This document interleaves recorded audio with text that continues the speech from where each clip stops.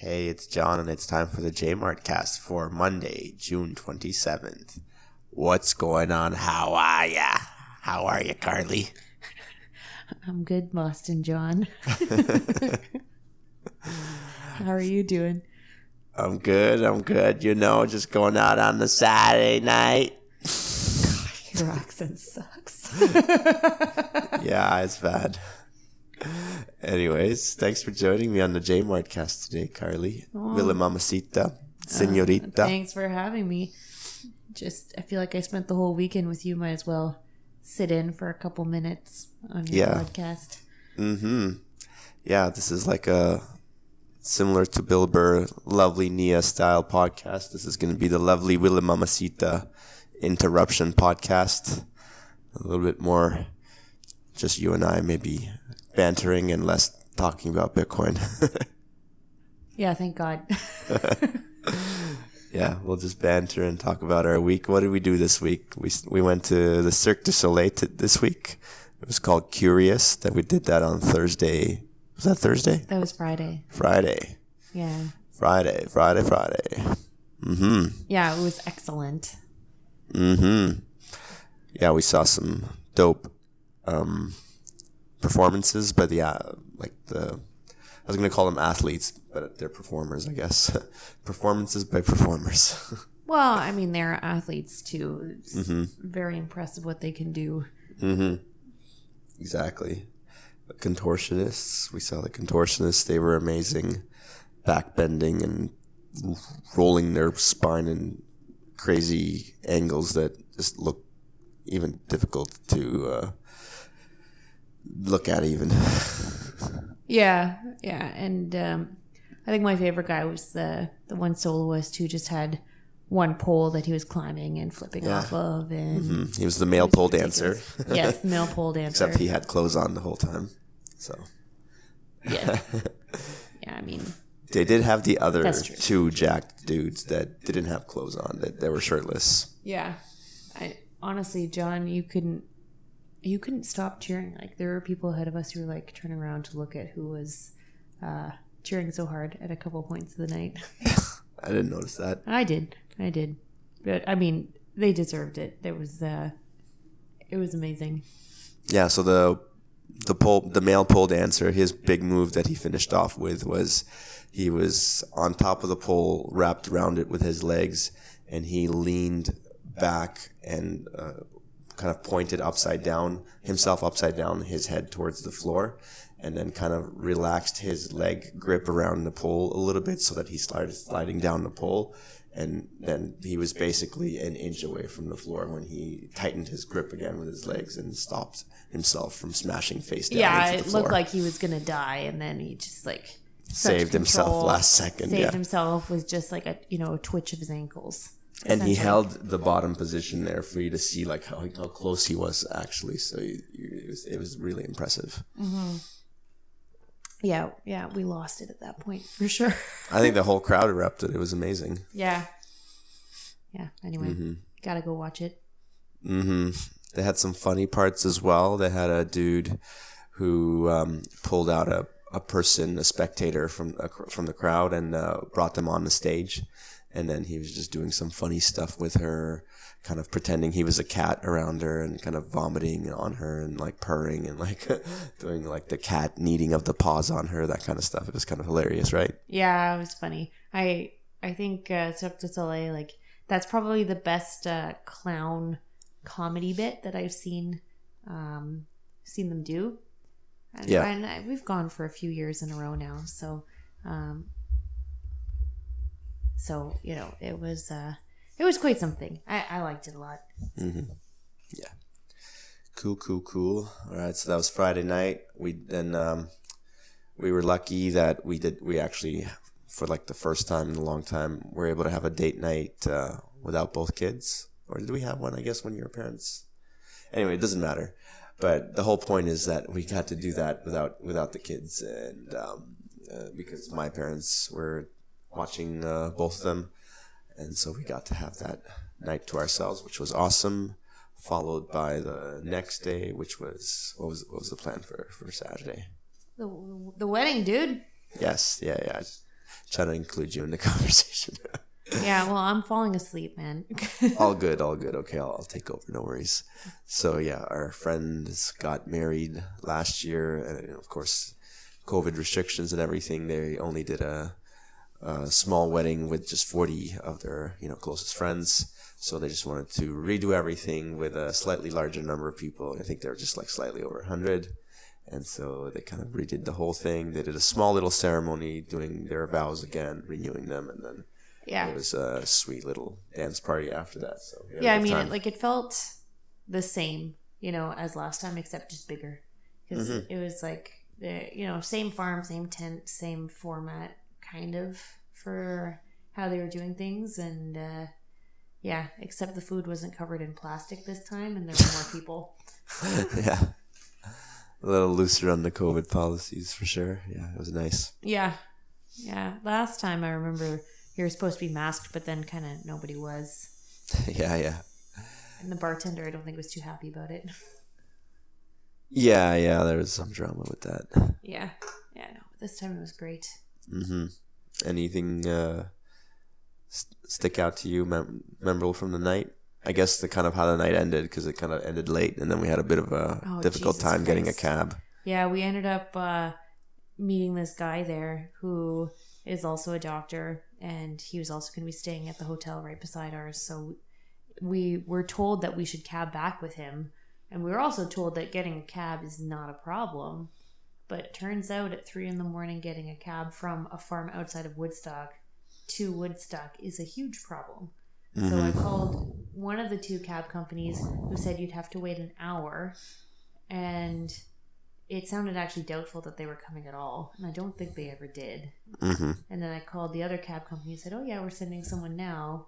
And so 25 minutes, the wrong right? Spot. Yeah. And it took, all in all, about 5 calls back and forth, and an hour and 15 minutes. And you taking like a screenshot of like our location on maps to send to like the dispatch lady, who then could like somehow use that had to give me her personal cell phone number so that I could text her a photo of where we were, and then finally she sent it to her cabbie, and finally that cabbie arrived. And apparently she told us she had to like sweet talk him to be like, we better go help these people out, like, don't just quit on them now, because he was ready to not show up. I know, we would have been stuck. Everyone had gone to bed. We kind of left the property. We were out by the road waiting in pitch black, expecting to see a car at any minute, and we stayed that way for a long time. Yeah. And your phone was dead, and that other guy's phone was dead. Yep. And my phone was fine. You were the only savior. Yeah. You had like 25% left. We're good. Yeah, I think it was like 3 a.m. We called the cab. We finally ended up in our hotel room by 4:30. So yeah, good times. And then we got some rest. Woke up pretty early to check out by 11, I guess. Or I think we checked out by 10. Got on the road to get to my parents, pick up our kids, and go to a friend's first birthday party. Mm-hmm. Kid's first birthday party.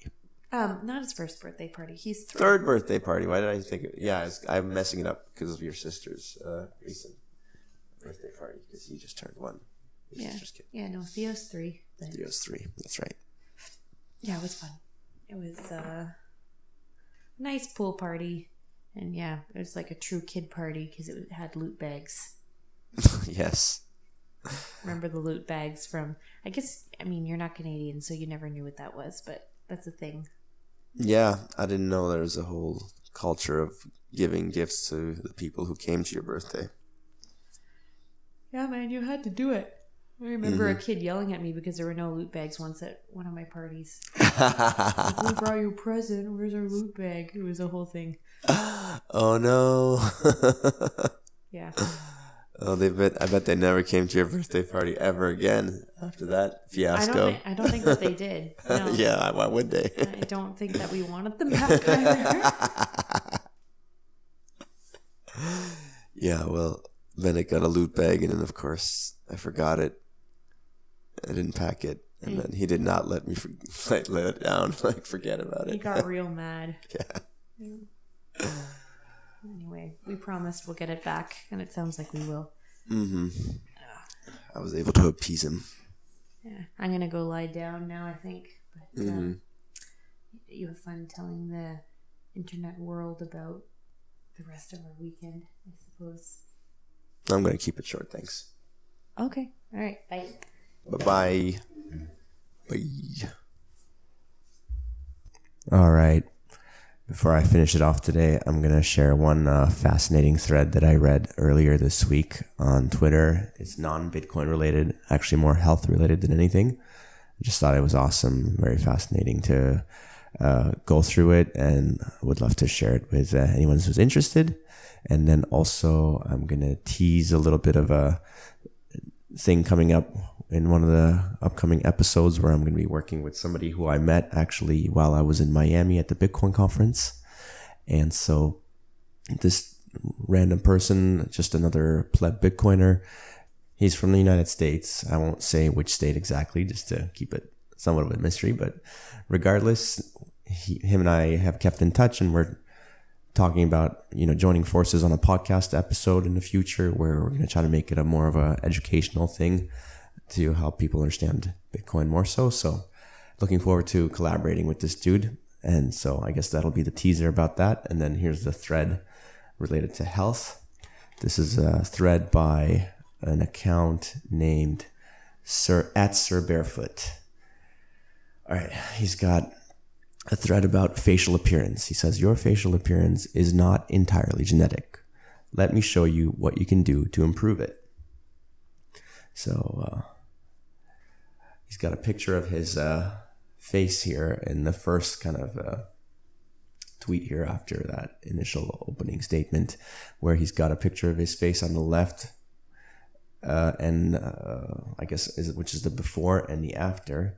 And it's very interesting to see where you can tell it's definitely the same person, but the picture on the right, the after, it's labeled strong muscles, versus the left picture with weak muscle is labeled with weak muscles.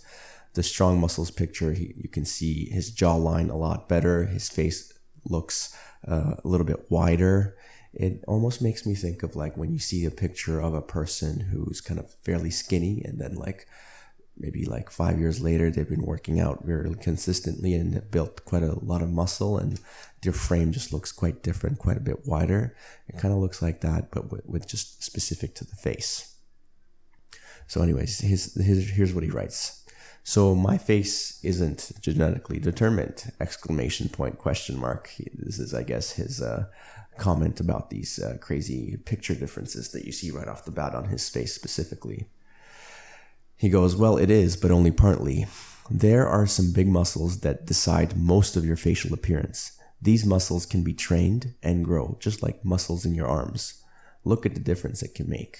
Again, he's trying to point out his pictures of his face, where in one picture, I guess he's got weak jaw muscles and possibly incorrect tongue posture or incorrect breathing mechanics. And he's got, as a result of that, weak muscles on his face, and his face looks droopy and more narrow. And in the second image, once I guess he's implemented all the things that he's going to suggest for you to do, then his face looks a lot more muscular, wider, with a better jawline, very clear jawline, and it just makes his face look a lot more aesthetically pleasing. He's a lot more attractive in that picture on the right than he is on the left, where the picture on the right has the strong muscles. Anyway, he goes on to say, weak facial muscles come from not being used properly. So before we go into which muscles to train and how, we start with using the muscles properly. First of all, you need to be breathing right. For the right facial structure, it is important to breathe correctly. This is through the nose. Breathing through the nose strengthens the muscles in your face. When people breathe through their mouth, their jaw is hanging, and this weakens the muscles involved. Yeah, you can imagine when a dog, right? When a dog's breathing and their jaw's just hanging, the tongue's hanging.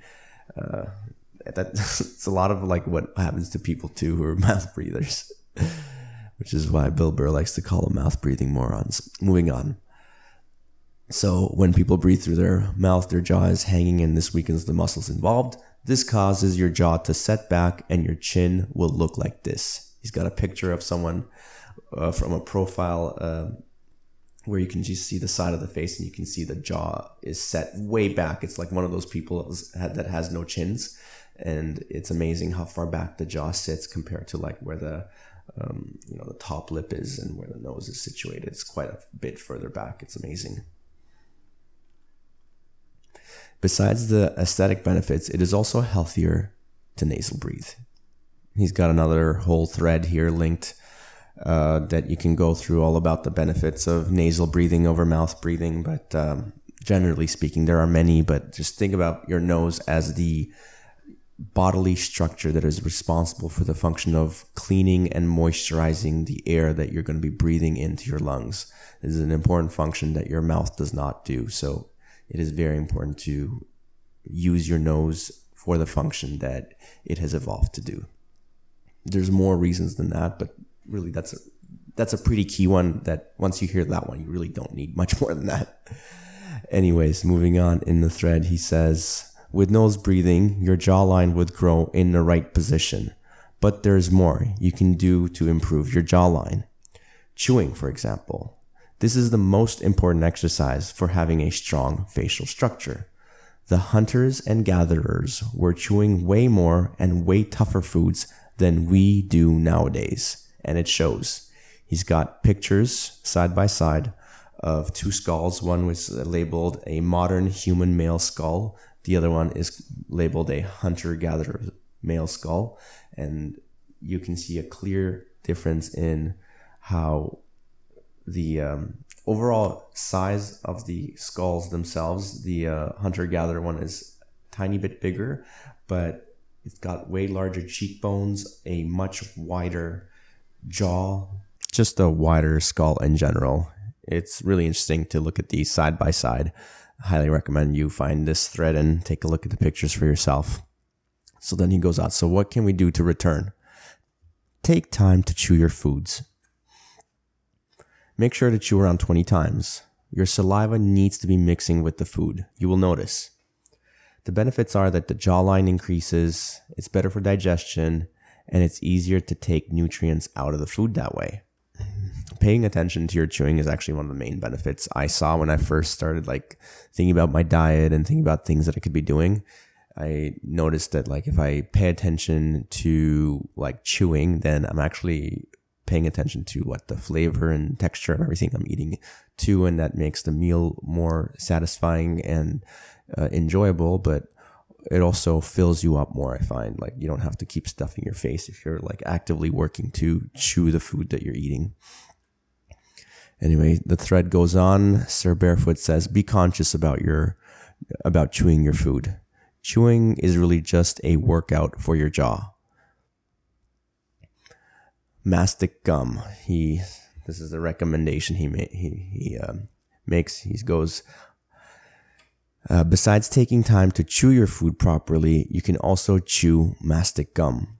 This is a 100% natural product. They can be chewed on for growing your jawline muscle. This guy also says they also have some benefits such as liver and oral health. I don't know much about this mastic gum. I did do a quick little Google search, and on Wikipedia it says mastic is a resin obtained from the mastic tree. It is also known as tears of Chios, being traditionally produced on the island of Chios. It's probably Chios, probably the Chios Greek island. And like other natural resins, it is produced in tears or droplets. Mastic is excreted by the resin glands of certain trees and dries into pieces of brittle, translucent resin. Very interesting. I've never actually tried this stuff, but maybe I'll look into it and get a package. Anyway, going back to the thread, he goes on to say, if you want to read more about mastic gum and why it is better than chewing gum from the supermarket, read this great thread by Dr. Dreamstate. Anyways, if you're interested, check that out. And then he goes on to say, important note, there are also silicone jawline snappers being sold. Do not buy these. Chewing on silicone is probably giving on some microparticles into your mouth. Just go with mastic gum, which is 100% natural and has health benefits as well. Well, I don't know if it actually has health benefits, but it does seem to be more natural than silicone, as it comes from this mastic tree resin, I guess. All right, and then his last suggestion is mewing. So mewing is this thing you do where you put your tongue on the roof of your mouth. He says your tongue might not be in the right place. It should be touching the roof of your mouth. This technique is called mewing, and yes, this makes a big difference. He's got an image here again, a before and after of like a young male's face, and in the before image, he's got that classic jaw set back, way back position, and then in the second one, his jaw set a lot more forward, in line, kind of where his top lip is. And he looks a lot older, so you can see he's been, I guess, practicing probably chewing and also this correct tongue position. And it's amazing how drastic of a change this makes. Like, unless these photos are photoshopped, hopefully not. Like, this is amazing to see that people can make this such a huge difference. Like, it does seem like it takes a long time, because in these images that I'm looking at, these people's faces look quite a bit older in the after photo than they do in the before photo. So it's not an overnight thing. But anyways, he goes on. He says, mewing is actually putting your tongue back in its natural position. Ensure that your entire tongue is touching the roof of your mouth. The back of your tongue may be difficult to get in the right position, but you will get there. He's got an image here where he shows the tongue touching the roof of the mouth in two ways, where it's just the tip of the tongue versus where you get the majority of the tongue. In the image, he's got like almost the entire tongue touching the roof. I kind of did a little bit of researching. Some people say it's kind of like excessive to be like aiming for that. Like 3/4 of the tongue touching the roof is fine. I did find when I was trying to practice this was actually harder than I imagined. Like, I do mostly have my tongue resting on the roof of my mouth, but trying to get like 3/4 of the tongue to go into that position was a little bit tough at first. And then after a couple of days of practice, now it's a lot better. It's a lot more something that I don't have to think about. I just do it. One little tip I saw where someone was suggesting to think of the clicking sound when you do a, so that sound, like you put the tongue on the roof of your mouth to kind of make that sound. So you can just practice doing that to get used to what it feels like to do that position where you put the tongue on the roof of your mouth, and then just don't click and just rest it there and don't move.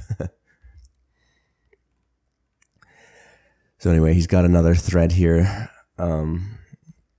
He says mewing has health benefits as well. It can help with or prevent tongue thrust, tooth grinding. More about mewing can be found in this thread. I actually went through this thread about mewing as well that was worth reading through, but it's going to take way too long to go through this whole thing. Okay, and then one last, I guess, I thought the last one was the last one, but number 5, neck. He says, last but not least, we have the neck, which is also a great part of your facial appearance. Training your neck is beneficial for body posture, neck pain, headaches, back pain, jaw tightness. Yeah, I can't emphasize enough how important it is to do some basic level of neck training on a daily basis. Even if it's just like the most simple neck circles, like, 5 or 10 in each direction, like every single day, that should be part of your, like, I call it joint hygiene. Some people talk about like dental hygiene, right? You're supposed to brush your teeth twice a day, blah, blah, blah. You can also think of, in addition to dental hygiene, you can think of joint hygiene. There's certain joints in your body that are a lot more important than others. All parts of your body are, of course, important, but some parts you use a lot more. Your neck you use quite a bit, and it's really important for many different functions of your body to have a good functioning neck.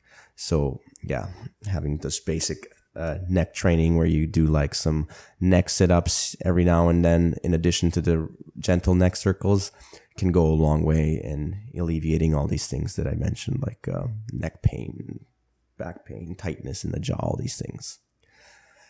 So yeah, Sir Barefoot says, now there is no longer anything holding you back from making this change. Start with nose breathing, chewing properly, mewing or holding good tongue position where it's on the roof of your mouth, and training your neck. It's that simple. So yeah, that's a really good thread there that when I read it, I thought I'd really want to share this on the podcast. I think about this stuff all the time about health and fitness, and some of this minutia can seem like it's too much, but sometimes the devil's in the details, and you got to get the details right to have the optimal health. And you gotta, like I always say, experiment a lot, try a lot of different things, and see what works for you. And it could be something as small as mewing or putting the tongue on the roof of your mouth. It could be as simple as that. That could have a big impact on how your airway functions and how much oxygen you're able to get into your lungs and into the rest of your body. So look into it, practice it, see what you think. That's all I got for this week. Thank you, friends and fam, for listening to the end of the podcast. As always, please take a second to either rate the podcast or share the podcast with a friend who might also enjoy listening. And if you have any questions, concerns, comments, anything that's unclear, anything uncertain, please reach out and we can open a line of communication and figure things out together. You can reach me on the socials, Instagram and Twitter at JMARTfit. I got Facebook as well. Just search JMART Moves. And of course, always email's best. Just email to newsletter@jmartfit.com. Stay active, be grateful. J-Mart out.